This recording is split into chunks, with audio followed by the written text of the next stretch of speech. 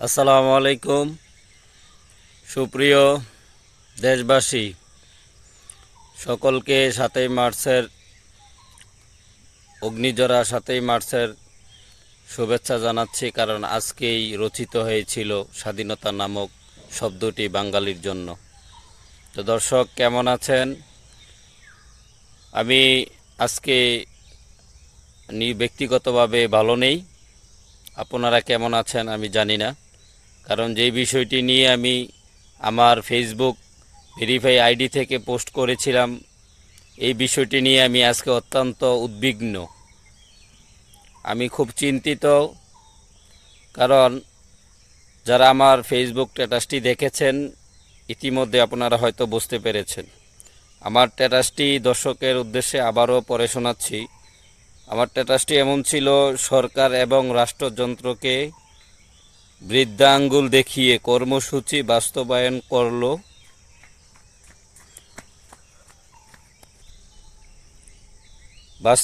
করল নিষিদ্ধ জঙ্গি সংগঠন হিজবুত তাহরির।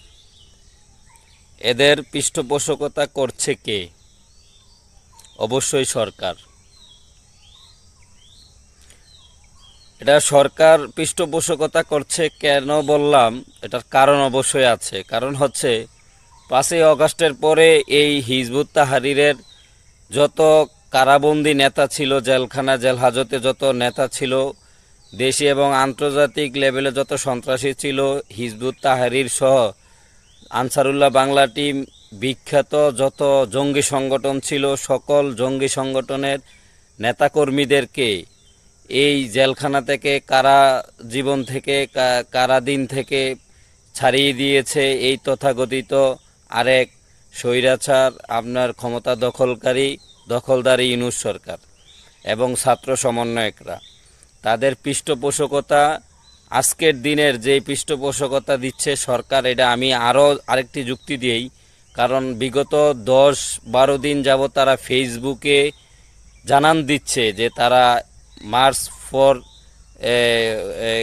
কি যে কয় আপনার খিলাফত, এই একটা তাদের যে প্রোগ্রাম করবে এই বিষয়, এবং তারা বিভিন্ন পোস্টারিং করেছে রাজধানীতে, যেই জায়গার মধ্যে সিসি ক্যামেরা দ্বারা যেই অঞ্চল নিয়ন্ত্রিত, বিশেষ করে ঢাকা ইউনিভার্সিটির ক্যাম্পাসের এরিয়ায়, ঢাকা শহরের অলিতে গলিতে যেই জায়গায় মানুষের পদার্পণ বেশি চলে, ওই অঞ্চলে তারা পোস্টার লাগিয়েছে।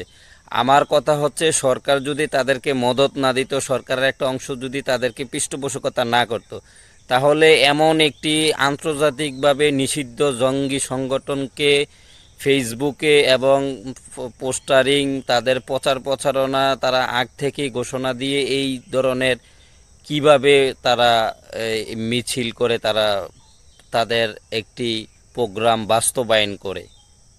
আমি আজকে বাংলাদেশের, স্বাধীন বাংলাদেশের একজন নাগরিক হিসেবে লজ্জিত। আমি লজ্জাবোধ করছি। আমি আজকে সরকারের জায়গায় যদি আমার অবস্থান থাকতো, তাহলে আমি চুরি পরতাম হাতে। আমি চ্যালেঞ্জ করে বললাম, আমি যদি আজকে সরকারের জায়গায় বা আমার নির্বাহী কোনো জায়গায় আমি থাকতাম, তাহলে আমি চুরি পরতাম, আর না হয় তাদেরকে দমন করতাম। আপনারা দর্শক, আমি খুব এই বিষয়টা নিয়ে রাগান্বিত, খুব মর্মাহত এবং চিন্তিত। দেশ কোথায় যাচ্ছে আজ? দেশ আজকে জঙ্গিবাদের, উগ্রবাদের, মৌলবাদের স্বর্গরাজ্যে পরিণত হচ্ছে। আমাদের এই দেশকে তো সারা পৃথিবী এখন মৌলবাদী, জঙ্গিবাদী হিসেবে সাইনবোর্ড করবে, আমাদেরকে ট্যাগ লাগিয়ে দিবে। আমাদের এই দেশের মানুষ কোনো দেশে যেতে পারবে না কর্মের জন্য।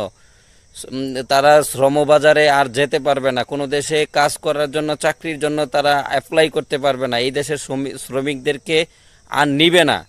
সকলে বলবে যে এই বাংলাদেশের জনগণ, বাংলাদেশের মানুষ জঙ্গি।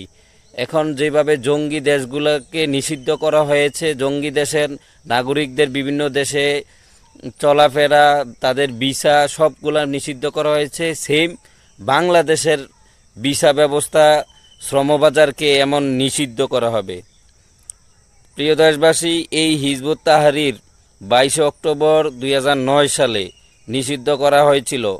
দলটি বাংলাদেশে খেলাফত প্রতিষ্ঠা করতে চায় এবং তারা গণতন্ত্র মানে না। সারা বিশ্বে গণতান্ত্রিকামী দেশ এবং বাংলাদেশ গণতান্ত্রিক দেশ, তারা দেশের গণতন্ত্র মানে না, তারা গণতন্ত্রে বিশ্বাসী না, তারা খেলাফতে বিশ্বাসী।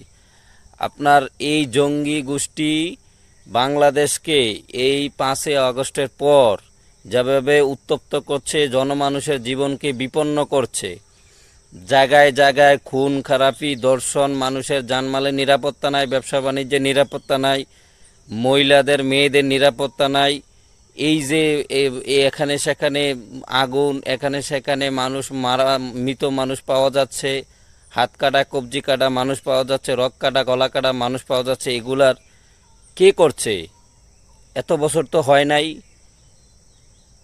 বিগত 16-17 বছর আপনারা বুকে হাত দিয়ে বলুন, বিগত 16-17 বছর তারা এমন প্রকাশ্যে 10-12 দিন আগে জানান দিয়ে প্রোগ্রাম করা তো থাক দূরের কথা, তারা কারোর কাছে গোপনীয়, প্রকাশ্য দূরের কথা, গোপনীয় বলতে পারে নাই হিজবুত তাহরীর নামে সংগঠন আছে বা এই সংগঠনের কোনো কার্যক্রম, কোনো নেতাকর্মী এখানে আছে বাংলাদেশে। প্রিয় ভাইয়েরা আমার, এই দেশকে, একটি শান্তিময় দেশকে, একটি সুশৃঙ্খল দেশকে এই দখলদার ইউনূস সরকার কোথায় নিয়ে যাচ্ছে? আমি চিন্তিত যে এই বাংলাদেশের উপর কখন যেন নিষেধাজ্ঞা এসে যায় জাতিসংঘ থেকে, আন্তর্জাতিক মহল কখন যেন নিষেধাজ্ঞা দিয়ে দেয় এই বাঙালি জাতির উপর, একটি জঙ্গি রাষ্ট্র হিসাবে তারা নিষিদ্ধ করে দেয়।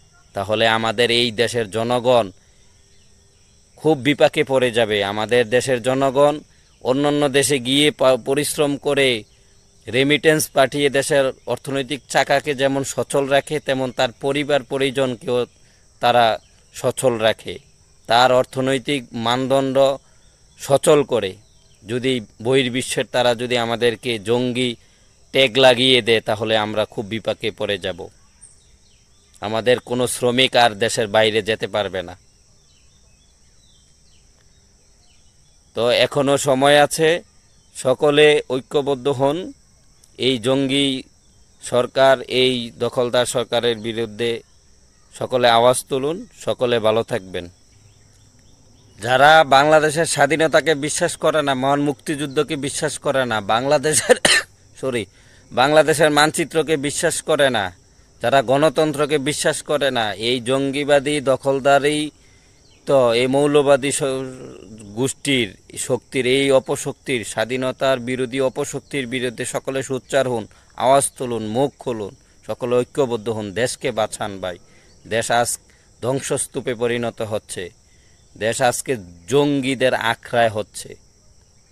অচিরেই নির্বাচিত সরকারের হাতে ক্ষমতা হস্তান্তর না করলে দেশকে বাঁচানো যাবে না।